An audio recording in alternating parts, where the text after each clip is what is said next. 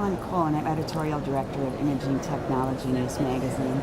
I'm in Charlotte, North Carolina at the 2012 AAPM meeting. I'm here with Dr. Webb Stayman, who is a research faculty at Johns Hopkins University in the Biomedical Engineering Department. And Dr. Stayman and his group are going to be presenting the findings of an interesting study at this meeting.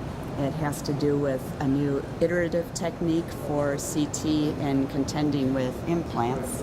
So, Dr. Stayman, could you tell us briefly what the study entails? Absolutely. Yeah, this is ongoing work that we've been doing. The kind of the main idea behind it is we're trying to draw as much information as possible into the reconstruction problem.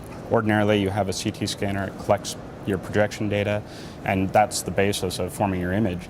Whereas there are many cases where you know an extraordinary amount of information beyond just the data. This is the case with implants in image-guided surgery or image-guided interventions. It's often the case that you're placing implants, pedicle screws, trauma plates, this kind of thing. Those plates or those screws are often the source of significant image quality degradations in the image reconstruction. So our idea is to take that component knowledge and integrate it into the reconstruction. And what that lets you do is it eliminates all of the artifacts associated with that image. So the methodology that we've come up is actually a more broad reconstruction problem. It's no longer simply reconstruction. We're trying to find out what the image looks like. It's trying to figure out where that implant is and do the reconstruction simultaneously. So what this does is not only does this provide better images, but it also provides additional information about where the implant is. And this could potentially be very important in interventional imaging, where a surgeon's trying to put in a pedicle screw with a specific angle and orientation. Not only do I get an image out now, but I can tell you this pedicle screw is in at 18 degrees, you were supposed to put it in at this angle, here's what you get. So it's now, we're moving beyond just reconstruction with better images, but we're getting this additional information as well.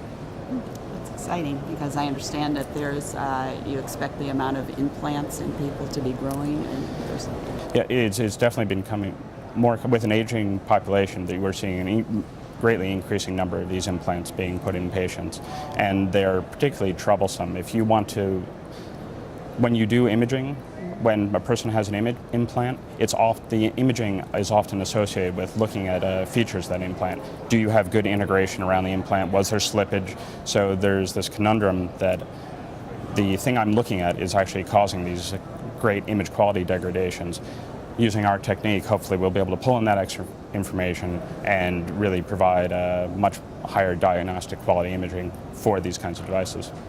Dr. Stayman, can you tell us a little bit about what the next steps are now with this study, or if there are any challenges? Absolutely. So what we've shown is we've shown a number of results in simulated studies, and we're beginning to translate these to actual, we have a test bed where we're collecting preliminary projection data, and we've found very encouraging results there. We'd like to continue to translate this technology to all kinds of CT scanners and all kinds of implants. That's ongoing work. And if somebody wanted to get some more information about your research? If people would like more details on this research, they're welcome to go to our lab website, which is www.jhu.edu/iStar. It's the iStar laboratory. Great. Well, thank you very much. Thank you.